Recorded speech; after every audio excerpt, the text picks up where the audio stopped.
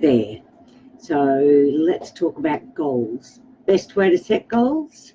Use your brain. Hi, I'm Alison Vidotto from Push Business Training and Mentoring. So we're almost at the end of the year, or should I say the decade, and we're marching towards 2020 and thinking about all those fabulous goals we're going to set and the great things that we're going to achieve. It's really exciting, isn't it, when we think about it? When it comes to setting goals, we're always full of enthusiasm. But when it comes to following through, how well do we stack up? You know, it's such a big question.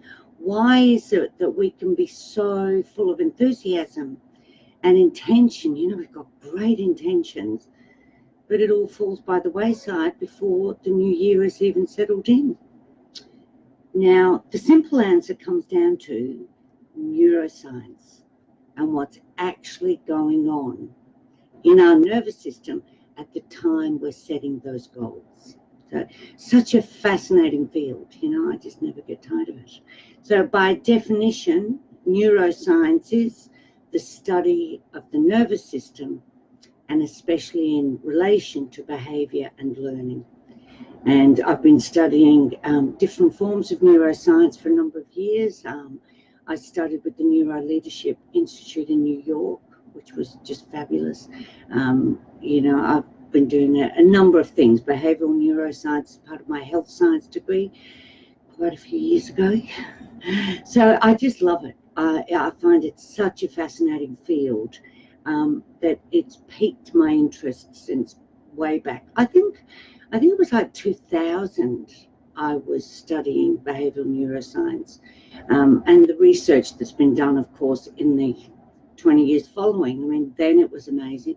Now it's just remarkable how our brains perform and how we can increase the likelihood of success in business and in goal setting. You know, so I'm going to give you a few really great tips that I've found so helpful. They're based in neuroscience, and they will help you to set goals in a way that you're more likely to stick to them. And me too, I'll be using them. So number one, don't make the goal too outlandish. You know, if it's too difficult, if it's just too big, then we get overwhelmed and we don't follow through. You know, for bigger goals, if you've got a great big goal, chunk them down into smaller goals because they're much more achievable. Number two, make each goal challenging. You know, there's a fine line between unachievable and challenging. And we love a challenge. It's part of the human condition, isn't it? And we'll usually fire up when something is pushing us a bit. We all enjoy that. You know, and of course the sense of achievement when we've achieved what was challenging feels great. Number three, prepare for success. You know, it's I remember a hair shampoo ad, you know, it won't happen overnight, but it will happen, something like that. But it's a good adage to follow because these things take time and great goals take time.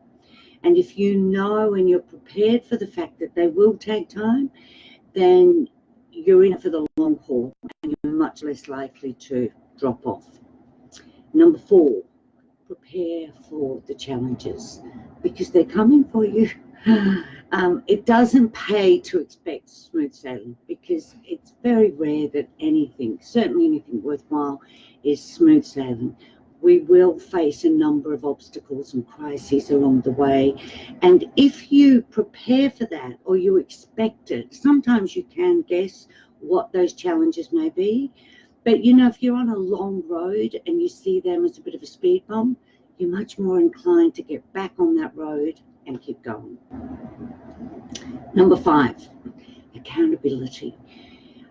There's a lot of neuroscience research that shows that when we're held accountable, we're much more likely to achieve our goals.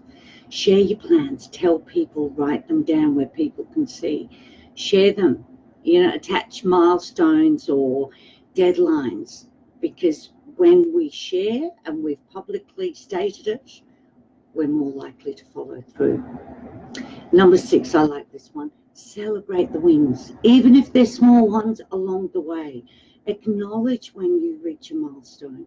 Acknowledge when you're making headway or you achieve something, because we have a center in our brain known as the reward center that actually loves that. So when we celebrate and we acknowledge the positive achievements, it fuels our motivation and we're much more likely to keep going.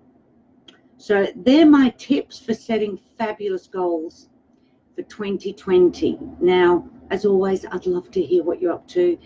What are your big goals for next year? So tell me in the comments, and of course I'll respond. Have a great day.